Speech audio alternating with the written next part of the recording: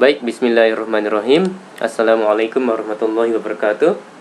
Ya, kita lanjutkan perkuliahan minggu kelima untuk mata kuliah bisnis internasional. Sebagaimana bisa dilihat di RPS, topik dari minggu kelima adalah kekuatan sosio-kultural.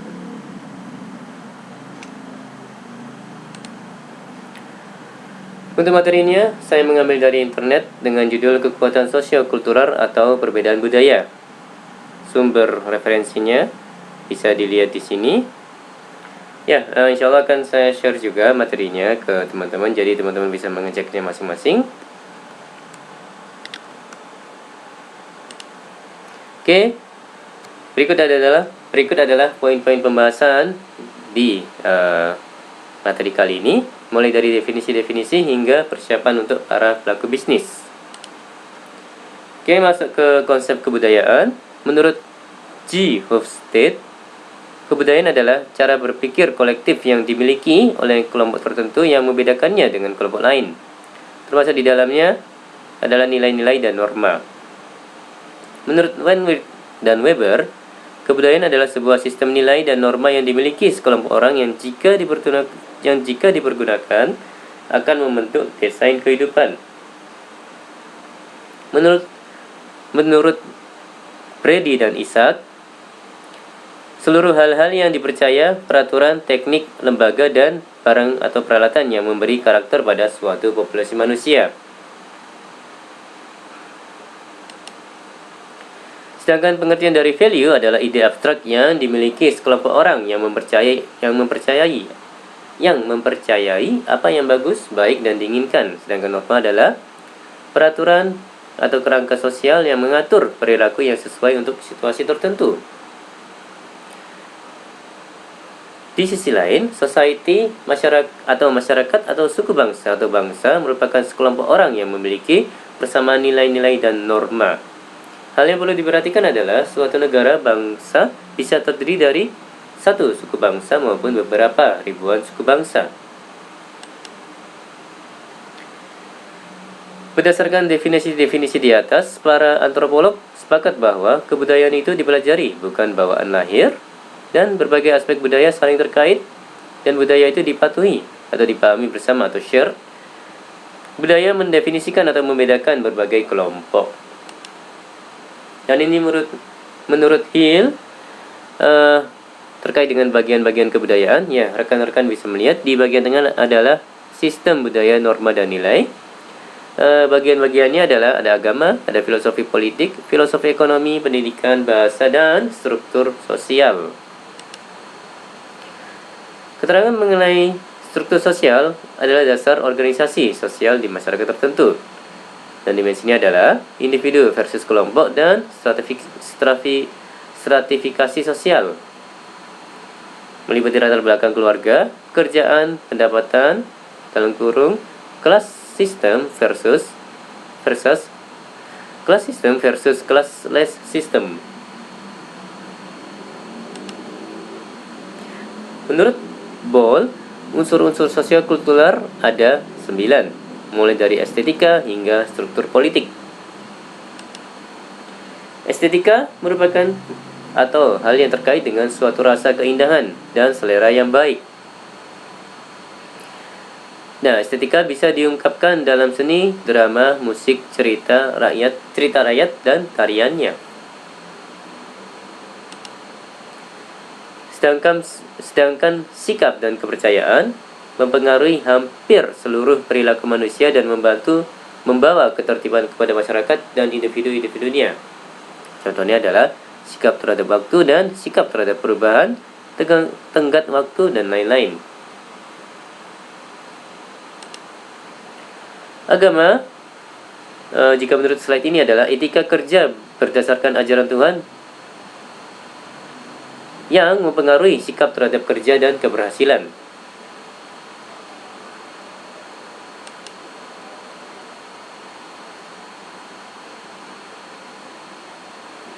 Kebudayaan material, semua objek buatan manusia dan berhubungan dengan bagaimana orang membuat benda-benda, teknologi, dan siapa membuat apa dan mengapa, ilmu ekonomi. Teknologi adalah bauran pengetahuan yang dapat digunakan, yang diterapkan masyarakat dan diarahkan kepada pencapaian tujuan ekonomi dan budaya. Seringkali ada dualisme teknologi, rekan-rekan, antara yang canggih dan yang primitif. Sebaiknya adalah teknologi tepat guna yang paling cocok dengan masyarakat yang menggunakannya. Pendidikan merupakan proses belajar yang Pendidikan merupakan proses belajar yang memperlengkapi seorang individu untuk mengambil tempatnya dalam masyarakat dewasa. Biasanya pendidikan formal. Seringkali di negara berkembang, pendidikan non-formal telah diperoleh sejak usia dini. Bahasa merupakan cara berkomunikasi, baik lisan, tulisan, dan isyarat. Bila bahasa berbeda, seringkali digunakan lingua franca atau bahasa penghubung yang digunakan untuk berkomunikasi antara budaya yang berbeda dari suatu bangsa yang memiliki bahasa berbeda.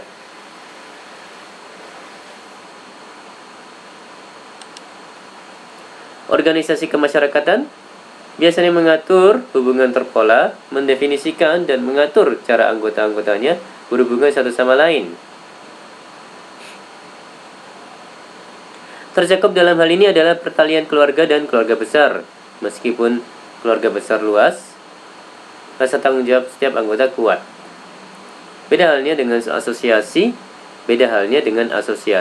unit sosial berdasarkan atas umur, jenis kelamin atau minat yang sama, bukan atas dasar hubungan keluarga.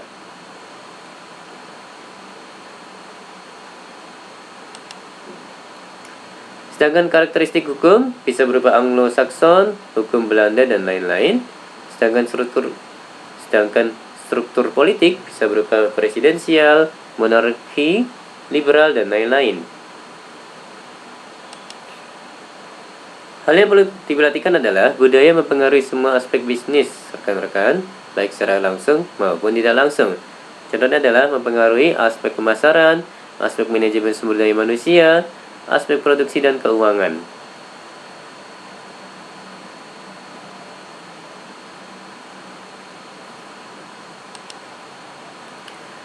Terkait dengan cross cultural literasi adalah memahami budaya lain.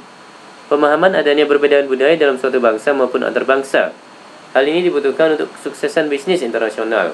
Contohnya ya, teman-teman, rekan-rekan sekalian, di Jepang daripada berjabat tangan, orang cenderung akan lebih melakukan. Orang cenderung akan menundukkan badannya, dalam arti untuk menyapa misalnya gitu ya. Itu daripada berjabat tangan, mereka akan lebih banyak untuk menundukkan badan sebagai bentuk bisa jadi sebagai bentuk penghormatan. Oke, persiapan untuk para pelaku bisnis. Lakukan persiapan buat pekerjaan rumah. Perlahan, jangan terburu-buru, bangkitkan kepercayaan, memahami pentingnya bahasa, menghormati budaya, memahami unsur budaya, dan memahami adanya etnosentrisitas.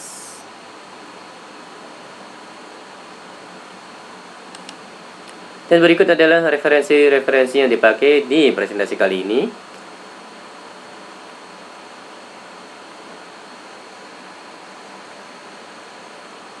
Baik, rekan-rekan,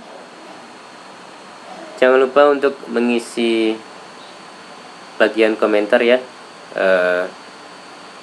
yang dimana minimal berisi nama dan nomor induk mahasiswa rekan-rekan sekalian. Jadi insya Allah saya akan memakainya, melihat komentar itu sebagai bentuk pengecekan terkait dengan presensi atau kehadiran rekan-rekan sekalian. Oke, insya Allah materi ini akan saya share ke teman-teman.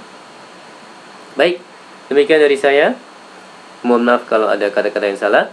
Wassalamualaikum warahmatullahi wabarakatuh.